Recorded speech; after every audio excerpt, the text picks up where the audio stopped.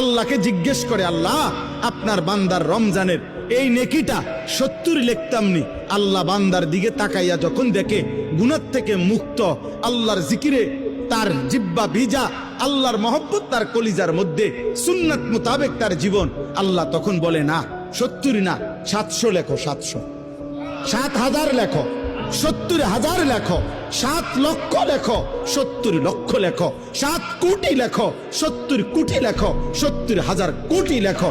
এক সেজদায়, এক সেজদায় একবার সুবহানাল্লাহ বললে আল্লাহ বলে লেখো 70,000 কোটি সুবহানাল্লাহ লেখো।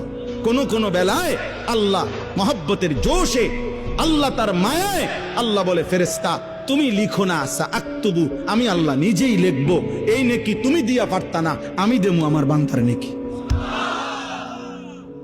বলেন বাপ, বলেন। আহাজ